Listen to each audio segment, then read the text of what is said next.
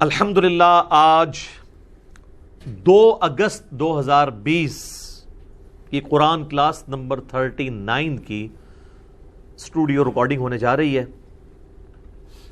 چونکہ یہ studio recording ہے اس لیے وقت سے پہلے ہو رہی ہے۔ ویسے تو آج الحمدللہ پاکستان میں 9 ذوالحجہ 1441 ہجری ہے، بمطابق 31 جولائی 2020، یعنی یہاں پر یوم عرفہ کا دن ہے، اور کل انشاءاللہ تعالی 1 اگست کو 2020 میں عید ہوگی یہاں پہ، اور اللہ تعالیٰ پوری دنیا کے مسلمانوں کے لیے اس بہت بڑے ایونٹ کو خیر کا ایونٹ بنائے، آمین ثم آمین۔ تو اب چونکہ یہ بالکل آج مصروفیت کا دن تھا، اس لیے ہم نے آج صرف قرآن کلاس رکھی ہوئی ہے، جو ہماری علمی و تحقیقی مجلس نمبر 126 ہے، وہ انشاءاللہ تعالی اگلی اسٹوڈیو ریکارڈنگ میں ریکارڈ ہوگی، جو 11 اگست 2020 کی قرآن کلاس نمبر 40 پلس 126 نمبر مجلس انشاءاللہ اسی دن ریکارڈ کی جائے گی انشاءاللہ تعالی۔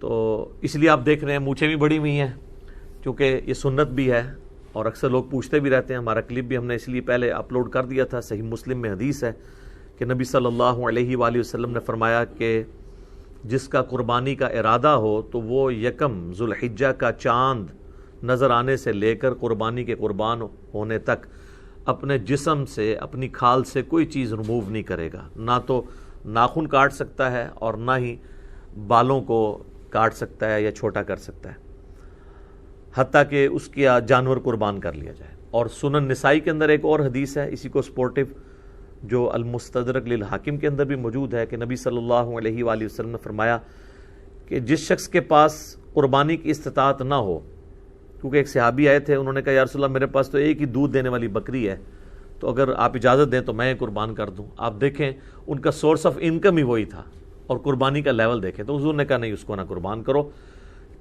قربانی والے دن باقی لوگ قربانی کر رہے ہوں گے، تم اپنے غیر ضروری بالوں کو اور ناخنوں کو کاٹ لینا، تو اللہ تعالیٰ تمہیں ایک مکمل قربانی کا ثواب دے دے گا۔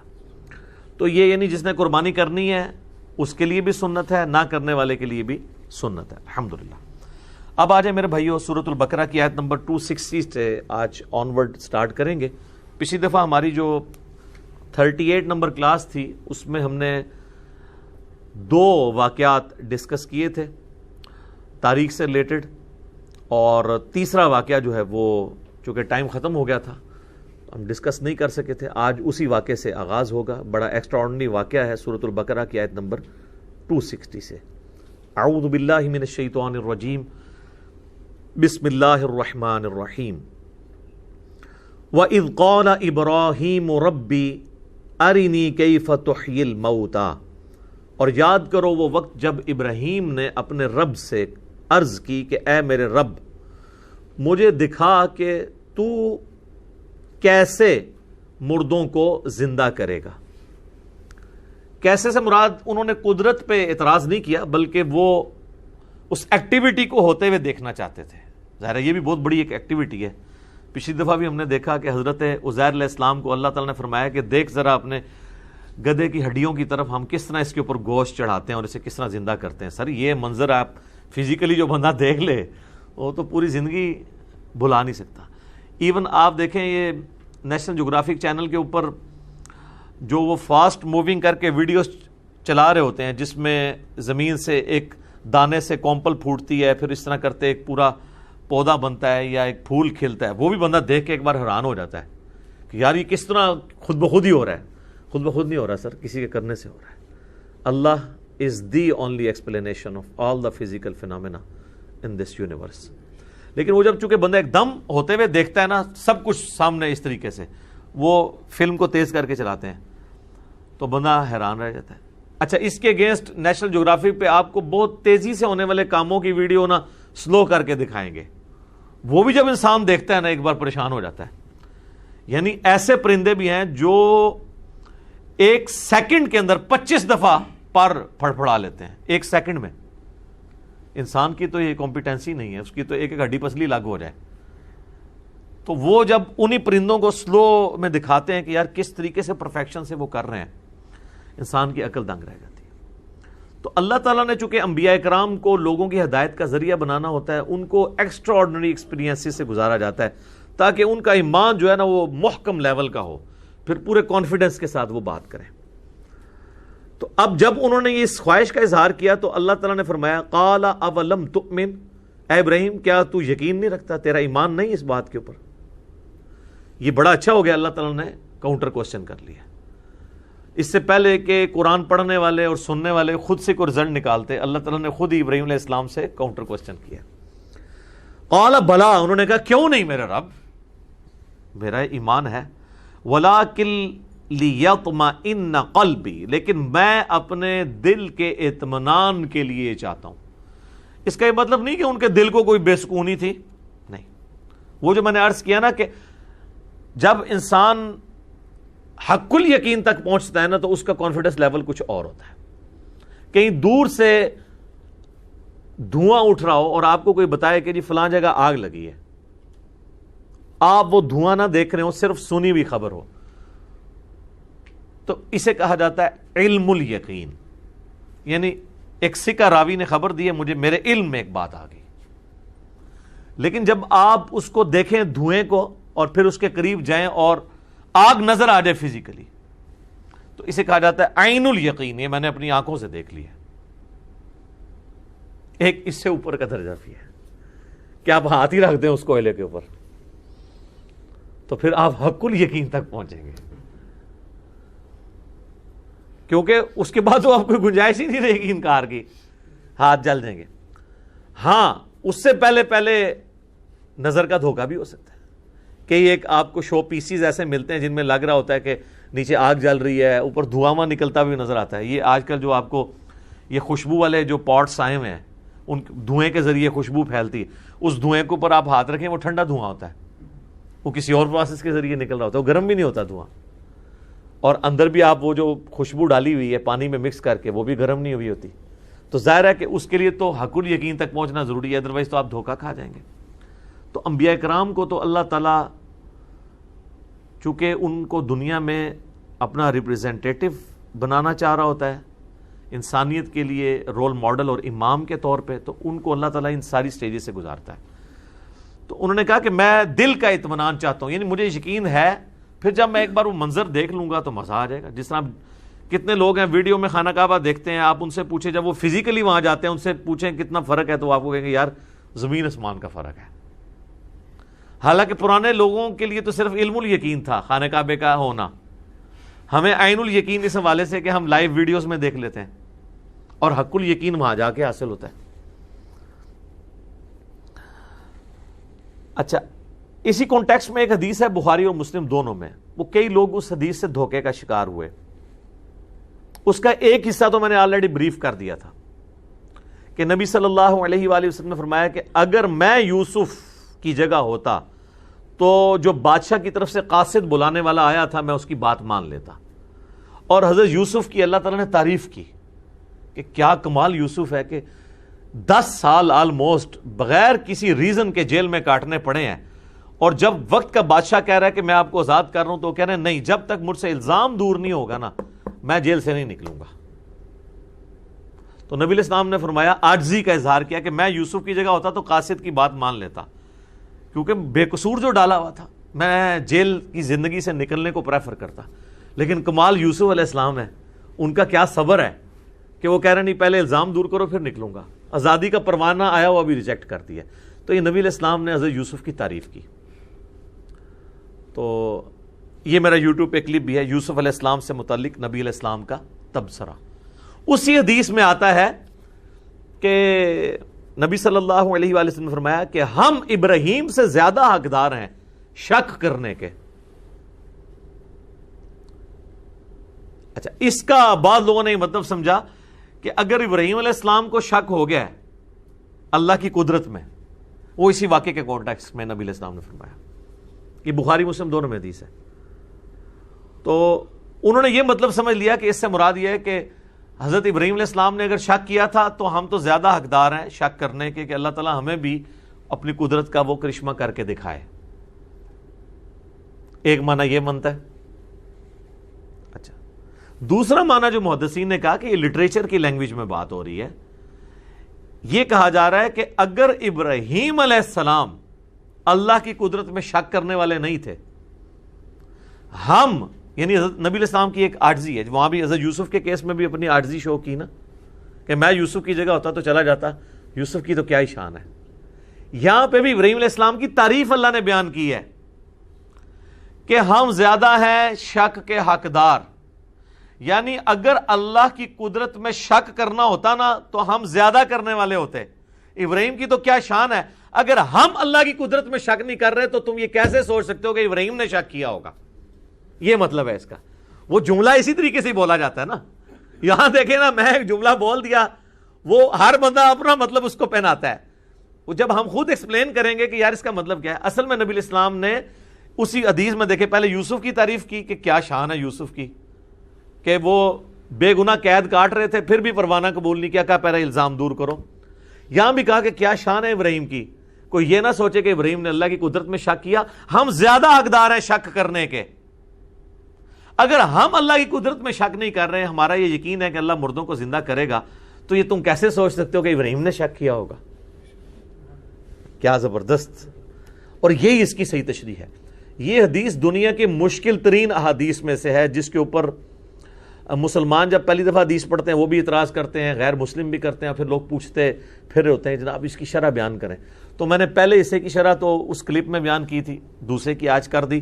حدیث بار لیے ایک ہی ہے جس میں یہ دونوں الفاظ موجود ہیں۔ تو یہاں پر بھی اللہ تعالیٰ نے کلیئر کیا کہ انہوں نے شک نہیں کیا تھا، بلکہ وہ قلب کے اطمینان کے لیے فزیکلی ہوتا ہوا دیکھنا چاہتے تھے۔ وہ انٹرسٹ تو ہوتا ہے نا، ہم دیکھیں بچپن سے جانور قربان ہوتے ہوئے، نہر ہوتے ہوئے اونٹ دیکھ رہے ہیں، لیکن ابھی بھی جب قربانی کہیں ہو رہی ہو تو بندہ 2 منٹ کھڑے ہو جاتا ہے، یار کس طرح ہو رہی ہے، حالانکہ پتہ ہے کس طرح ہو رہی ہے، یہ بھی پتہ ہے کہ کیا ہوگا، اینڈ رزلٹ پتہ ہے، لیکن اللہ نے ایک انسان میں جستجو کا مادہ رکھا ہے۔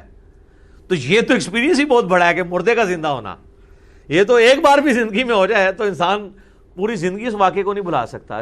جس طرح پچھلی دفعہ ہم نے عزیر علیہ السلام کے بارے میں پڑھا کہ 100 سال تک اللہ نے ان کو سلائے رکھا یا موت دے دی اور 100 سال کے بعد زندہ کیا، اور 100 سالوں میں ان کا کھانا جو ہے وہ خراب نہیں ہوا، جو کہ ایک ٹائم سے دوسرے میں خراب ہو جاتا ہے۔ گدھے کی پھر بھی عمر ہو سکتی ہے، چلو کوئی بہت ایگزیجریٹ کر لے، تو بہرحال 100 سال تک تو گدھا جو ہے نا اس کی ہڈیاں وہاں پہ صرف پڑی ہوئی تھی، یعنی وہ 100 سال کے اندر مر کے سب کچھ۔ تو اللہ نے کہا کہ دیکھو اس گدھے کو ہم کس طرح زندہ کرتے ہیں، اس پہ کیسے گوشت چڑھاتے ہیں۔ تو یہاں پہ بھی اللہ تعالیٰ نے کیا ایکسپیرینس کروایا ہے ابراہیم علیہ السلام کو؟ انہوں نے کہا میں اطمینان رکھتا ہوں اے اللہ، یعنی میں اپنے دل کے اطمینان کے لیے، میرا یقین تو ہے کہ تو مردے کو زندہ کرے گا، لیکن دل کے اطمینان کے لیے۔ تو اللہ تعالیٰ نے ان کو ایک طریقہ سکھایا کہ اس طریقے سے میں تمہیں یہ قدرت کا اپنا شاہکار دکھاتا ہوں۔ اور اللہ تعالیٰ نے بھی صحیح وہم نکالا ہے، اگر کسی کو تھا نا مردہ زندہ کرنے کے حوالے سے، ابراہیم علیہ السلام کی بات نہیں، ہمارے اعتبار سے۔ قال فخذ 4 من الطیر، اللہ تعالیٰ نے فرمایا کہ 4 پرندے تم پال لو۔ اب لوگ اس چکر میں پڑ گئے یہ پرندے کون سے تھے؟ سر کوئی بھی ہو، کوئی کہتے جی وہ ایک کبوتر تھا جی، ایک جو ہے وہ مرغی تھی جی، ایک چیل تھی، ایک چاروں ہی کبوتر ہوں، کوئی فرق نہیں پڑتا، چاروں ہی مرغیاں ہوں۔ یہ اللہ تعالیٰ بتانا نہیں چاہ رہا کہ وہ جانور کون سا اللہ تعالیٰ نے زندہ کر کے دکھایا ہے، اللہ نے تو سارے زندہ کر لینے ہیں۔ 4 پرندے پال لو، فَصُرْهُنَّ إِلَيْكَ، اور تم ان پرندوں کو اپنے ساتھ مانوس بھی کر لو، یعنی ایسا نہیں ہے کہ بس پالے ہیں تو ان کو ذبح کر دیا تو میں زندہ کر دوں، نہیں، وہ پرندے تم اپنے ساتھ مانوس کرو تاکہ میں لوگوں کو دکھاؤں یہ وہی پرندے ہیں کہ جب تم انہیں بلاؤ تو وہ تمہاری آواز پہ آئیں۔ نیا پرندہ تو نہیں آئے گا آواز کے اوپر، ویسے اللہ تعالیٰ چاہے تو نئے پرندے کو بھی بھیج سکتا ہے، لیکن انسان کو آخری درجے تک انہوں نے جب کہا نا کہ یا اللہ دل کا اطمینان لگا، میں پھر پورا اطمینان تیرا کرانا۔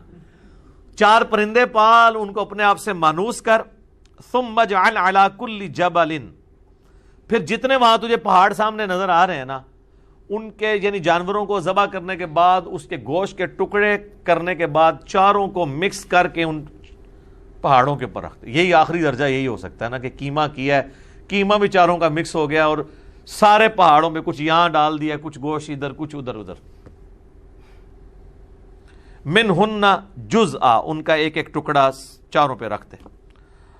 ثم ادعوہن یأتینک سعیا، پھر تو انہیں بلا، تیرے پاس دوڑتے چلے آئیں گے. مرے ہوئے پرندے، وہ خود ان کا گوشت مکس ہوا، وہ اپنے جناب چل کے تو ان کے پاس آ گئے، ابراہیم علیہ السلام کے پاس. وَاعْلَمْ أَنَّ اللَّهَ عَزِيزٌ حَكِيمٌ، اور خوب جان لینا کہ یقیناً اللہ تعالی غالب ہے، حکمت والا ہے.